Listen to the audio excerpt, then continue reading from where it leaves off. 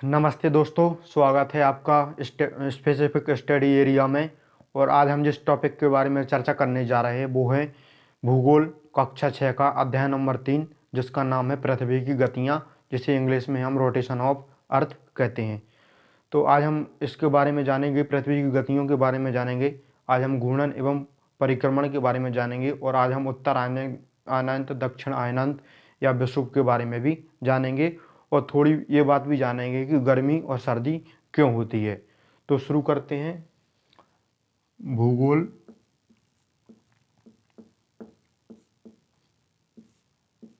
अध्याय 3, rotation of earth. Rotation of earth यानी कि पृथ्वी की गतियां।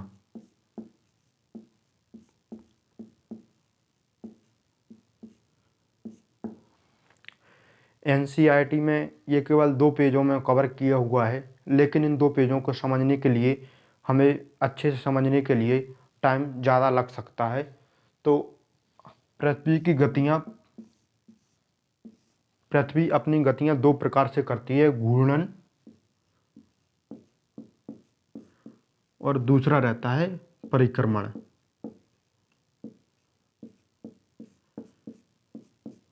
घूर्णन क्या रहता है? पृथ्वी का अपने अक्ष पर घूमना घूर्णन कहलाता है। वो परिक्रमण कहलाता है पृथ्वी का सूर्य के चारों ओर का चक्कर लगाने को हम क्या कहते हैं? परिक्रमण कहते हैं। घूर्णन, पृथ्वी अपने अक्ष पर 24 घंटे में घूम जाती है, जिसकी चर्चा हम पहले भी कर चुके हैं। और परिक्रमण, पृथ्वी सूर्य के चारों ओर का परिक्रमण 365 दिन और 6 घंटे में पूरा कर लेती है। तो घूर्णन क्या है? पृथ्वी का अपने अक्ष पर घूमना। टाइम कितना लग जाता है? 24 घंटे। और परिक्रमण क्या है? पृथ्वी का सूर्य के चारों ओर की परिक्रमा। पृथ्वी के चारों ओर की परिक्रमा। इसके बाद हम नेक्स्ट बात कर लेते हैं घूर्णन एवं परिक्रमण के बाद। ये आप नोट कर सकते हैं चाहो तो।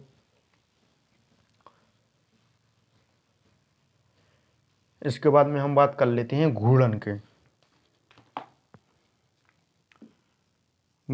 के बारे में। जैसा कि हम सब जानते हैं, ये हमारा पृथ्वी है। पृथ्वी 23.5 डिग्री अक्ष पर झुकी हुई है। मैं आपको पहले ही बता दूं, ये 23.5 डिग्री अक्ष एक काल्पनिक रेखा है। ये वास्तव में ऐसा नहीं है, लेकिन पृथ्वी ऐसा करती है, इसलिए इस रेखा को मान लिया जाता है। तो ये कौन सा 23.5 डिग्री अक्ष।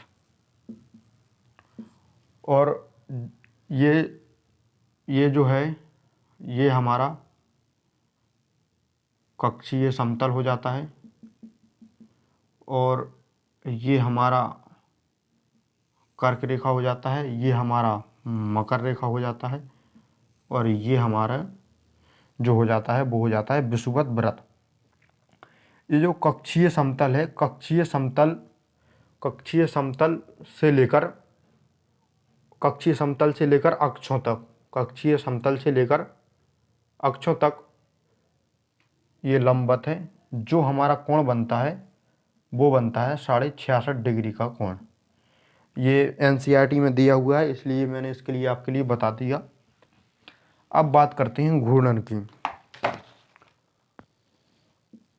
अगर पृथ्वी घूर्णन नहीं करती, यानी कि रोटेट नहीं करती, तो क्या होता? जैसा कि हम जानते हैं कि पृथ्वी गोल है, यानी जियोड, यानी भूआ प्रकृति की है। तो इसमें क्या होगा कि पृथ्वी के एक हिस्से पर हर हमेशा दिन रहेगा और पृथ्वी के एक हिस्से पर हर हमेशा रात रहेगी। यानी एक हिस्से पर हर हमेशा अंधेरा रहेगा, जहाँ पर रोशनी नहीं पहुँच पाएगी, वहाँ पर बर्फ़ भी जम सकती है। और एक हिस्से पर हर हमेशा गर्मी रहेगी, यानी हर हमेशा दिन रहेगा। ऐसे में जीवन की कल्पना करना मुश्किल होगा। तो इसलिए पृथ्वी के घूर्णन के बारे में बात कर रहे हैं हम। तो जान लेते हैं पृथ्वी के घूर्णन के बारे में। मान लो ये पृथ्वी है, ये पृथ्वी का अपना अक्ष है। घूर्णन में जो एक महत्वपूर्ण चीज है वो है प्रदीप्त वृत्त। क्या? प्रदीप्त वृत्त, यानी ये दिन तथा रात को विभाजित करता है। जो हमारा प्रदीप व्रत रहता है वो दिन तथा रात को विभाजित करता है। तो ये हमारा अक्ष हो गया 23.5 डिग्री, और ये हमारा विषुवत व्रत हो गया, और ये जो है यानी कि बीच में, सॉरी डायग्राम सही नहीं बन पाया, दिन तथा रात को विभाजित करता है। घूर्णन के बाद हम बात कर लेते हैं परिक्रमण के बारे में। घूर्णन के बाद जो दूसरा आता है वो है परिक्रमण के बारे में। परिक्रमण,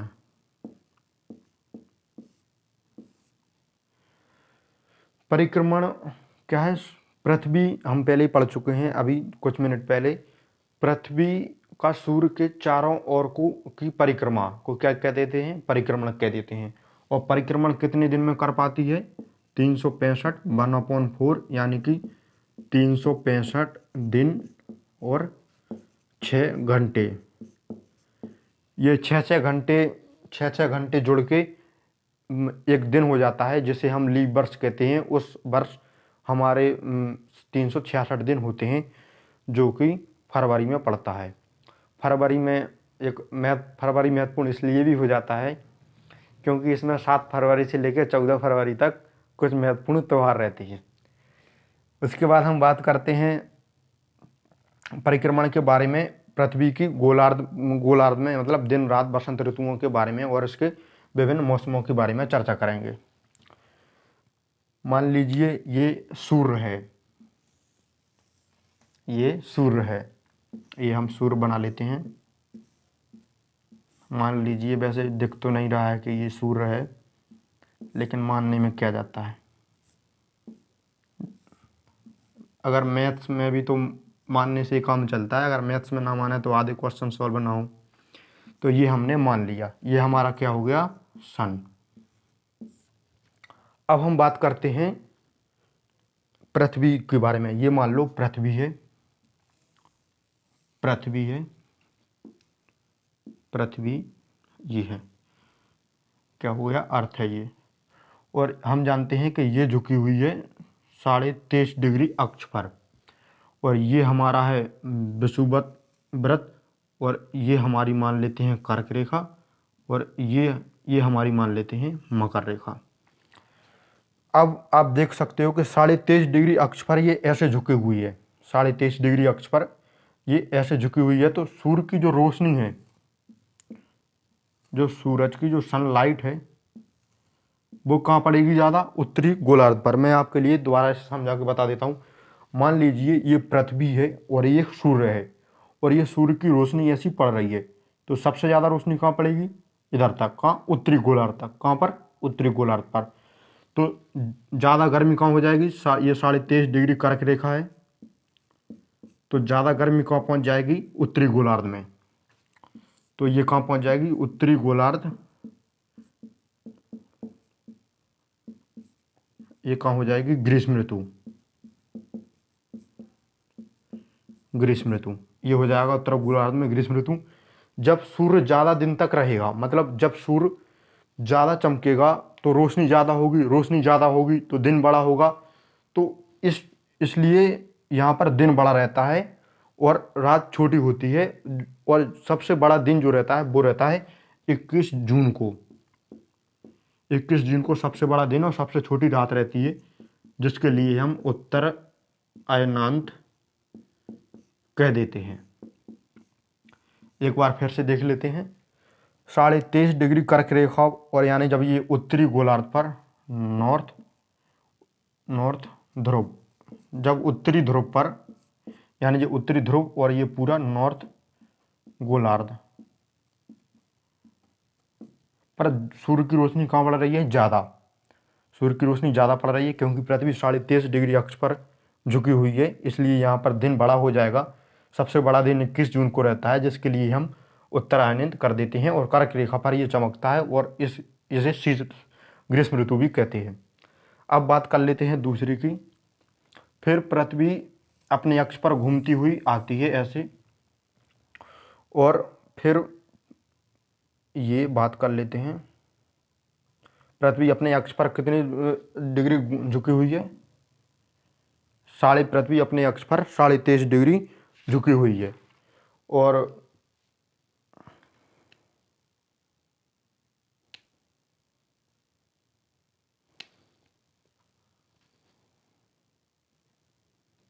पृथ्वी अपने अक्ष पर 23.5 डिग्री झुकी हुई है।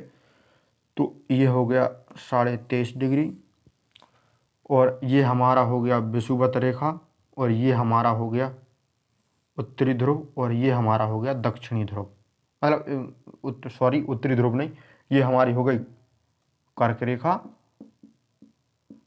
और ये हमारी हो गई मकर रेखा। मकर रेखा ये सब 23.5 डिग्री नॉर्थ पर है, नॉर्थ अक्षांश पर, और ये 23.5 डिग्री दक्षिणी अक्षांश पर है। तो जब ये सूर्य की रोशनी इधर सीधी पड़ेगी, कहाँ पर? ये देख सकते हैं आप, ये और ये। एक बार मैं फिर से समझा दूँ आपके लिए। उधर से घूमती हुई 23.5 डिग्री ऐसे आती है। तो ये मान लीजिए सूरज की रोशनी है, तो सूरज की रोशनी ज़्यादा कहाँ पड़ रही है? इधर, इधर, इधर, यानी इस हिस्से पर ज़्यादा पड़ रही है। तो इसका मतलब इधर क्या? दक्षिणी गोलार्ध है। तो दक्षिणी गोलार्ध पर सूर्य की रोशनी ज़्यादा पड़ती है, और ये ज़्यादा पड़ती है 22 दिसंबर को। 22 दिसंबर को इसे दक्षिणी अयनांत कह देते हैं। और इसमें भी हमारा ये 22 दिसंबर के दिन सबसे बड़ा हो जाता है और रात सबसे छोटी हो जाती है।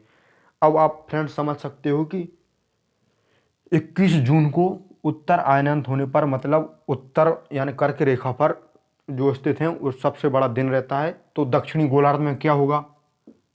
सर्दी होगी, जब इतनी इधर गर्मी है। और इसी प्रकार जब दक्षिणी गोलार्ध में गर्मी है तो उत्तरी गोलार्ध में क्या होगी? सर्दी होगी।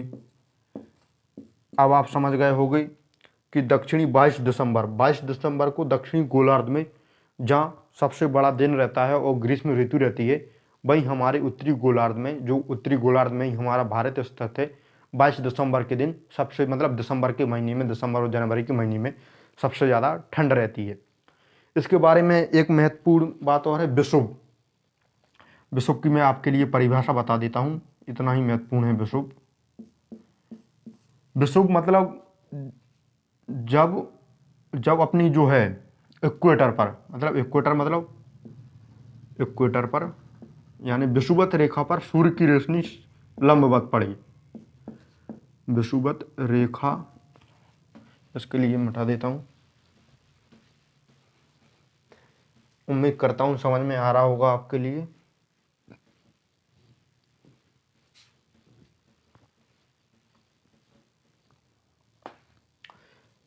इक्वेटर विषुवत रेखा पर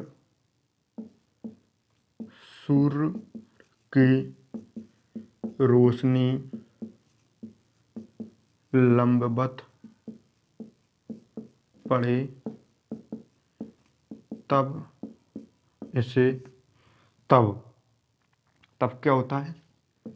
दिन और रात बराबर होते हैं। विषुव यानी इक्वेटर यानी विषुवत रेखा पर सूर्य की रोशनी लंबवत पड़े तब दिन और रात बराबर होते हैं। ऐसा सबसे ज़्यादा होता है 21 मार्च और 23 सितंबर को। 21 मार्च और 23 सितंबर को day it is equal to night, मतलब दिन बराबर रात, दिन और रात बराबर होते हैं। ये छोटा सा चैप्टर था जिसका नाम था रोटेशन ऑफ अर्थ। उम्मीद करता हूँ मैंने सभी इम्पोर्टेंट कवर करवा दिया है। अब आप चाहो तो इसके रेफरेंस के तौर पर एनसीईआरटी की बुक पढ़ सकते हो। इस लेक्चर को देखने के बाद आपके लिए एनसीईआरटी की बुक पढ़ने की ज़रूरत नहीं पड़ेगी, आप वैसे भी क्वेश्चन को सॉल्व कर सकते हो। इसका महत्व आने वाले समय में आएगा। उम्मीद करता हूँ आपको ये वाला वीडियो पसंद आया होगा। पसंद आया हो तो लाइक करें, शेयर करें और सब्सक्राइब करें और कमेंट करना ना भूलें। धन्यवाद। जय हिंद।